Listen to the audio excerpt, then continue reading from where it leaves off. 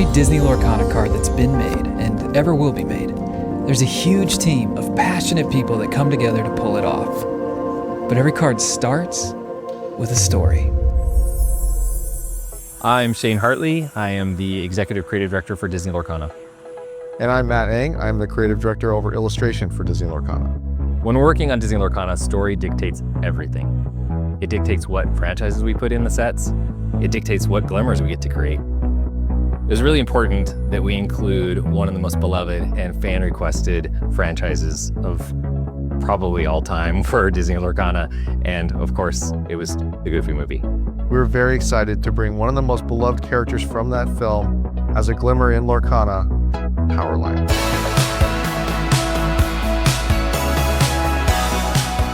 I'm Naomi Kim. I'm the brand and product manager for Disney Lorcana.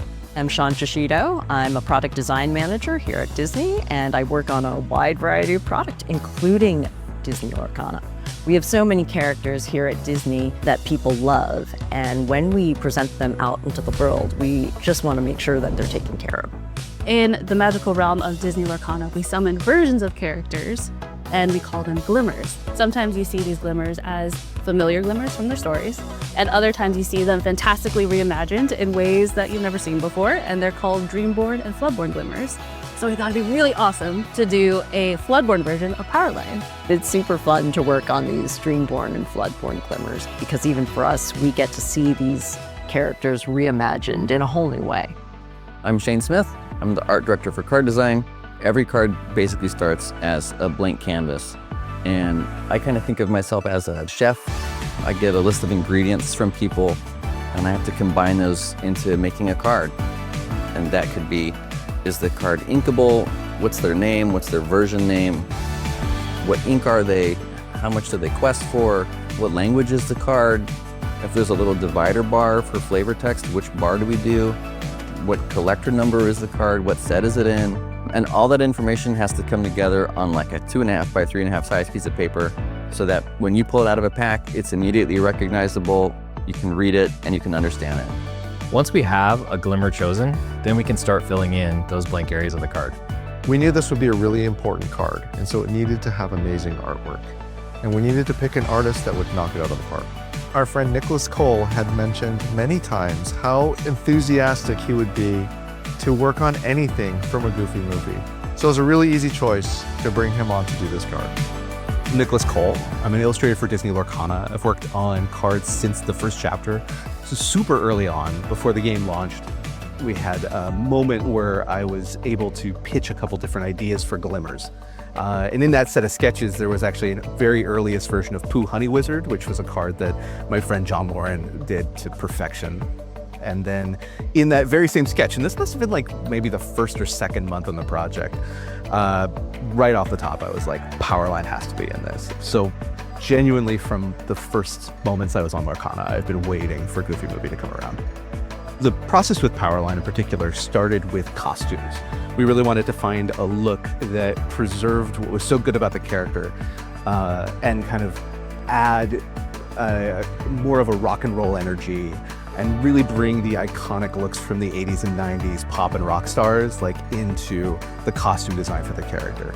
And because I'm such a fan of the character, I really wanted to make sure that whatever I changed, I didn't change it too much that it was unrecognizable or that we lost what really makes him an icon. A lot of our characters become known for something special and unique to them. And for Powerline, he's like an amalgamation of every 90s pop icon. And even though he's in a Goofy movie for just a short period at the end, he has this outsized impact on the fans. And taking kind of that life-size personality of Powerline, we thought it'd be so good to call him the world's greatest rock star, because that feels so inherent to Powerline, but also fits so well with Lorcana. If there's any glimmer that's going to be a strong singer, it just makes sense for it to be Powerline. Yeah, and that really opens up the door for our game design and game dev teams to take that and make something really special with that singing ability. I'm Steve Warner. I'm one of the co-creators of the Disney Lorcana trading card game. I am also the head of our design and development department here at Ravensburger. And we're the ones that work on all of the mechanics and the stats and all of the effects that cards have. You remember the story of Powerline, right? I do. I remember thinking that Powerline is such a passionate, larger-than-life performer that he had to be a Ruby Glimmer. Like, just had to be. But he also wanted to be a singer, and singer was only an Amber. That is true. We had Ruby Glimmer, Singer. We decided to make the very first Ruby Singer Glimmer. When we make a Glimmer with Singer, we usually make them singing +2 as their singing power. Yeah, but we knew that since he's the world's greatest rock star, that we would have to amp him up a little bit. Yeah, and it's super important in the development process to really go through and have a bunch of these iterations and focus on different aspects of the card, from the cost and the ability, but also the stats. Yeah, so one of the iterations of this card was a 4 strength, 3 willpower, and with this really cool ability, but we were finding we just couldn't use that because he was being challenged too easily. Yeah, and we had to take feedback like that from development to really iterate on the card. Maybe it needs more strength, maybe it needs more willpower, and we go bit by bit until we feel confident that this is where we want the card to be. When we start the art for a card, we're always trying to capture the mechanics and the narrative all in one visual to help communicate to the player everything that they need to know about that card. We knew that game development was going to make this an amazing card, and we knew it was going to be a strong singer, and the art had to reflect that. Of course, Nicholas Cole took it to the next level. Sometimes it's a breeze, and sometimes I feel a little pressure, not from anybody else, but like internally as a fan, to really bring everything I can to a card. And with Powerline, that was like on 11. I really wanted to bring it, and I really tried my hardest to do so. So I'm pretty proud of how it came out. I think that 12-year-old Nick would have been really psyched to see this. When you look at the artwork, you're instantly transported to a concert and you're watching Powerline perform right in front of you. You can feel the heat of the lights, you can see him move, you can hear him sing. It's such an immersive piece of art. I think we can all agree that this was one of the most fun cards for us to work on. And the final card that we landed on was a 6-cost Inkable with 6 strength, 4 willpower, and a quest for 2. And he's a Floodlord, shift for 4, and Singer 9, which is so exciting. Our narrative team came up with this really cool ability name, Mashup. Once during your turn, whenever this character sings a song, look at the top 4 cards of your deck. You may reveal a song card with cost 9 or less and play it for free. Put the rest on the bottom of your deck in any order. So this is a case where he has such a cool ability that we have to fit all this stuff onto a card, and we have to take some other things off so that you can still read it. Once we have all those things sized and put on, we have a finished card. Okay. This is amazing. It's a little emotional to see it in the paper, in the cardboard. The game design team does such a great job, and like combining that with the narrative on being able to bring in the essence of that character, or like bring in the moment through a mechanic. Art is amazing.